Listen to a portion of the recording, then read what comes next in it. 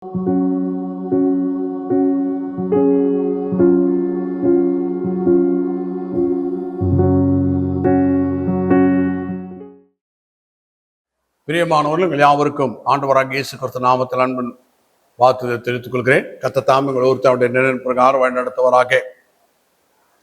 ஜெபத்துல மிக முக்கியமானது என்ன என்று சொல்லி பார்க்கும்போது விசுவாசம் மிக முக்கியமானதா இருக்கிறது. மத்த 21:22 கர்த்தராகிய இயேசு சொல்றார், நீங்கள் விசுவாசம் உள்ளவர்களா ஜெபத்தில் எவைகளை கேட்பீர்களோ அவைகளை எல்லாம் பெறுவீர்கள் என்று சொல்கிறார். அப்போ ஜெபமே ஜெயம் அல்ல, விசுவாச ஜெபமே ஜெயம். நீங்கள் விசுவாசம் உள்ளவர்களா ஜெபத்தில் எவைகளை கேட்பீர்களோ அவைகளை எல்லாம் பெறுவீர்கள் என்று சொல்லியிருக்கார். அப்போ ஜெபத்துல மிக முக்கியமானது என்றால் விசுவாசத்தோடு ஜெபிப்பது. இப்ப விசுவாசம் இல்லை, ஜெபிக்க உட்காந்துட்டீங்க, என்ன பண்ணணும்? நீங்க கர்த்தர்கிட்டே கேட்கணும். பிதாவை இயேசு கிறிஸ்து நாமத்தை அப்படி சுமத்துறோம், நான் ஜெபிக்கும் போதெல்லாம் விசுவாசமா ஜெபிக்க எனக்கு கிருபை தாங்க. கர்த்தராகிய இயேசு கிறிஸ்து நாமத்தை ஜெபிக்கிறேன் பிதாவை, ஆமென். ஏன் நான் தேவனிடத்துல விசுவாசத்துக்கு கூட ஜெபம் பண்ணணும்னு சொல்லி பார்க்கும் பொழுது அவரை இல்லாமல் நம்மால ஒன்றும் செய்ய முடியாது. அவர் தான் விசுவாசத்தை துவக்குறவரும் முடிக்கிறவருமா இருக்கிறார். அப்ப அவரிடத்துல நம்ம ஒப்பு கொடுத்துடணும். கர்த்தாவே, நான் விசுவாசமா ஜெபிக்கிறதுக்கு எனக்கு கிருபை தாங்க. இயேசு கிறிஸ்து நாமத்தை ஜெபிக்கிறேன் பிதாவே, ஆமென். நீங்க ஒருமனப்பட்டு ஜெபித்தாலும் தனியா ஜெபித்தாலும் உங்க ஜெபத்துல மிக முக்கியமானது என்ன என்றால் விசுவாசம். அப்ப விசுவாசத்தோடு ஜெபிக்கிறதுக்கு அவர்கிட்டயே கிருபை கேட்கணும். நான் ஜெபிக்கும் பொழுதெல்லாம் விசுவாசமா ஜெபிக்கிறதுக்கு எனக்கு கிருபை தாங்க. இயேசு கிறிஸ்து நாமத்தில் ஜெபிக்கிறேன் பிதாவே. அப்படி கேட்டா நிச்சயமாய் கர்த்தர் நமக்கு கிருபை தருகிறார் விசுவாசமா ஜெபிப்பது. ஆனா இதுவரையில நிறைய பேர் கேட்கறது இல்லை. ஜெபத்துக்கு என்ன கேட்கறது இல்லை? நாங்க விசுவாசமா ஜெபிக்கிறதுக்கு எங்களுக்கு கிருபை தாங்க கர்த்தாவேன்னு கர்த்தரிடத்துல கேட்கறது இல்லை. ஆனா ஒரு பிரின்சிபல் என்னன்னா, கேளுங்கள் அப்போது உங்களுக்கு கொடுக்கப்படும், கேட்கிற எவனும் பெற்றுக்கொள்கிறான், என் நாமத்துல பிதாடத்துல எதை கேட்போ அதை நான் உங்களுக்கு தருவேன்னு சொல்லியிருக்கிறார். அப்போ இதெல்லாமே கேட்க சொல்லி சொல்றார். அப்ப நம்ம என்ன பண்ணணும்? விசுவாசமா ஜெபிக்கிறதுக்கு கர்த்தரிடத்துல கிருபை கேட்க வேண்டும். அடுத்ததாக எப்படி தேவனுடைய வசனத்தை கேட்க வேண்டும் என்று சொல்லி பார்க்கும்போது தேவனுடைய வசனத்தை எப்படி கேட்கலாக இருக்கேன். இப்போ ஒரு ஆலயத்துக்கு போறீங்க, ஜெப கூட்டத்துக்கு போறீங்க, இல்ல வீட்டு பிரேயர் மீட்டிங் போறீங்க. போகும்போது நீங்க அங்க எப்படி வசனத்தை கேட்கலாக இருக்கணும் சொல்லி பார்க்கும்போது எபிரேயர் 4:2 சொல்கிறது, கேட்டவர்கள் விசுவாசம் இல்லாமல் கேட்டபடினால் அவர்கள் கேட்ட வசனம் அவர்களுக்குள்ள பிரயோஜனப்படவில்லை. ஏன் ஒரு மனுஷனுடைய வாழ்க்கையிலே தேவனுடைய வசனம் பிரயோஜனப்படாமல் போய்விட்டது என்று சொன்னால், கேட்கும் போது விசுவாசமா கேட்கல. அப்போ நீங்க ஆலயத்துக்கு போகும்போதோ சபைக்கு போகும்போதோ இல்லைன்னா வீட்டு கூட்டங்களுக்கு போகும்போதோ வீட்டுல உட்காந்து ஜெபிச்சுட்டு போனோம். என்ன ஜெபம் பண்ணிட்டு போனோம்?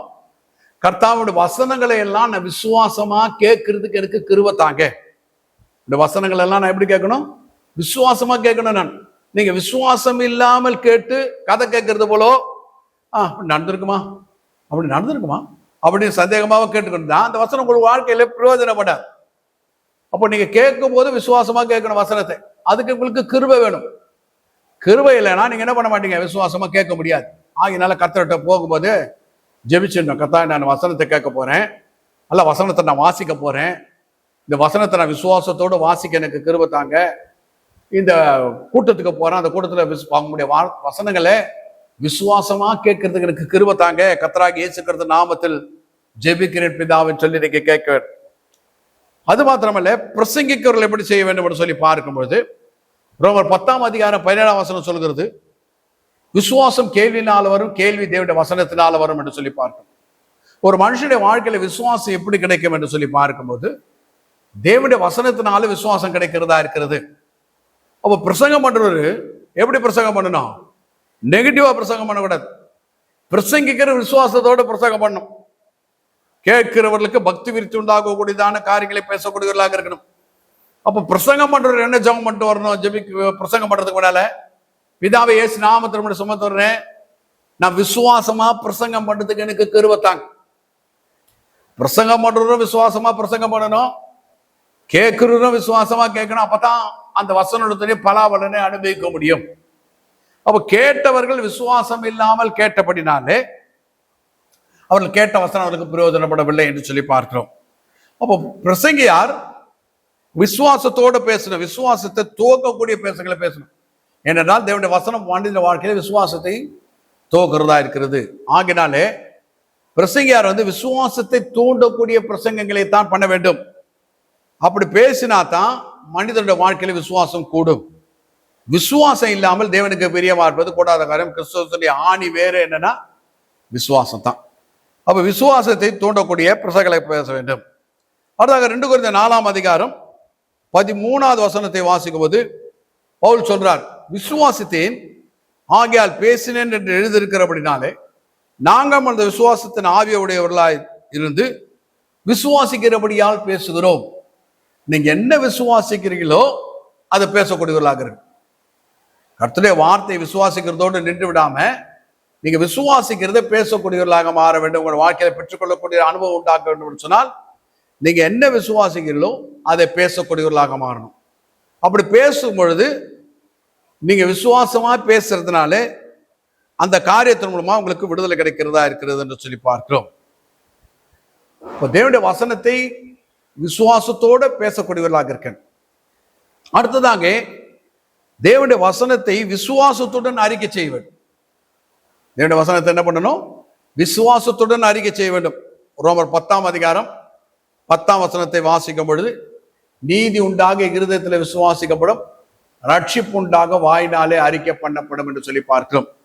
உங்களுடைய வாழ்க்கையில விடுதலை வேண்டும் என்று சொல்லி சொன்னா உங்களுடைய வாயினால அந்த வசனத்தை இருதயத்துல விசுவாசிக்கிறது, வாயினால அறிக்கை செய்கிறதாக இருக்கு. இங்க இருதயம் என்றால் ஆபரேஷன் செய்யறாங்க, அந்த இருதயம் கிடையாது. உங்களுடைய ஆவியை குறித்து சொல்லப்பட்டதா இருக்கிறது. ஆவியிலே தேவனுடைய வசனத்தை விசுவாசித்து ரட்சிப்புண்டாகிறதுக்காக வாயினால நீங்க அறிக்கை செய்கிறதாக இருக்க வேண்டும். என்ன நீங்க விசுவாசிக்கிறீங்களோ அதை அறிக்கையாக நீங்கள் செய்யக்கூடியவர்களாக இருக்க வேண்டும். கர்த்தர் மேய்ப்பரா இருக்கிறார், நான் தாட்சி அடையேன். அவர் என்னை புல்லில் மேய்த்து அமர்ந்த தண்ணீர் அண்டையில கொண்டு போய் விடுகிறார்.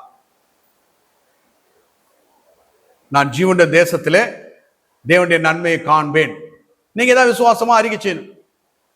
கர்த்தர் தம்முடைய தூதர்களை கொண்டு என்னை காக்கிறவராக இருக்கிறார். கர்த்தர் என்னை போகையில் வருகளும் ஆசீர்வதிக்கிறவராக இருக்கிறார். நீங்க என்ன இருதயத்தில் விசுவாசிக்கிறீர்களோ அதை அறிக்கை செய்கிறதாக இருக்கட்டும். அதைத்தான் நீதி உண்டாக இருதயத்தில் விசுவாசிக்கப்படும், ரட்சிப்பு உண்டாக வாயினால் அறிக்கை பண்ணப்படும் என்று சொல்லி பார்க்கிறோம். ஆகினால பிரியமானவர்களே, விசுவாசத்தோடு நாம செயல்படுவர்களாக இருக்க வேண்டும். விசுவாசத்தோடு அறிக்கை செய்ய வேண்டும். விசுவாசத்தை பேசக்கூடியவர்களாக இருக்க வேண்டும்.